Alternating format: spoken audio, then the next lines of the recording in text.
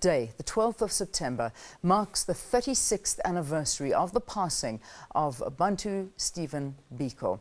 The Steve Biko Foundation has as its life work the aspiration to promote his legacy and identity through cultural activities and values that speak to the soul of a nation. Here to talk to us about it is Nkosinathi Biko from the foundation, and of course Nkosinathi is Steve Biko's son. Good to have you. Welcome to Morning Live. Thank you for having me. Yeah, 36 years ago today. I mean, it's just, I imagine, I mean, you were young. I mean, you were 6 years old at the time. Yeah, I was only 6.5.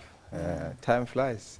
It only feels and seems like yesterday. Yeah, I can imagine it does, and yet, I suppose, but is it a dumb question to ask you if you have too many memories? Were you too young to remember at that time? Or I was just old enough to have what has become useful childhood memories.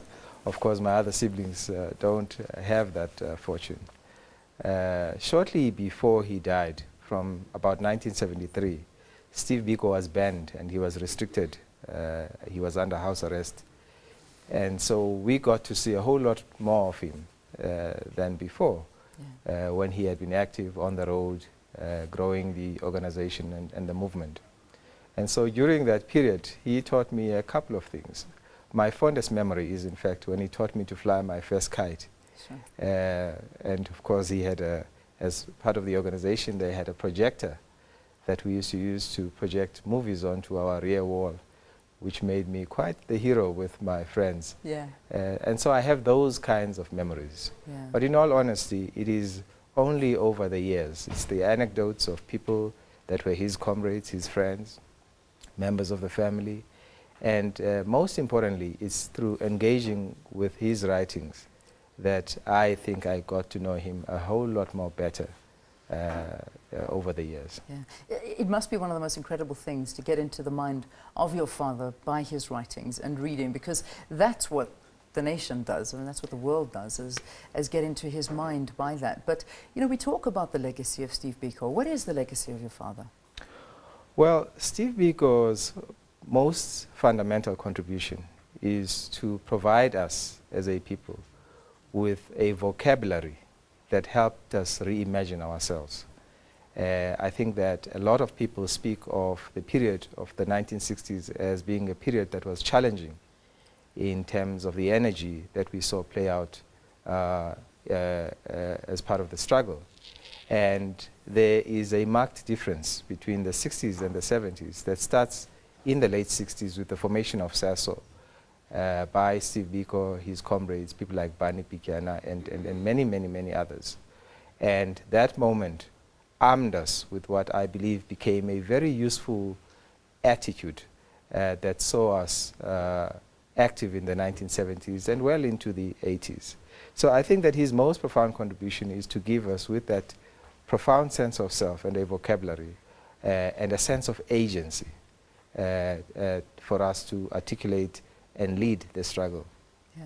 You know, when we look at your foundation and, you know, what it wants to do, there's a line that stands out where it says the foundation seeks to champion dialogue to fill the void created by non-acknowledgement of our history and heritage. What does it mean? What do you mean by this? Yeah, I think that in building a nation, there are two primary assets. You can focus on the physical assets, and I think that as a nation, we've done a pretty good job in articulating what our programs should be in respect of delivering houses, water, roads, electricity, and all of those things. But ultimately, the things that fly the flag of nations are not the physical assets. Now, physical assets are extremely important, but the things that fly the flags of nations are the values that underpin that flag.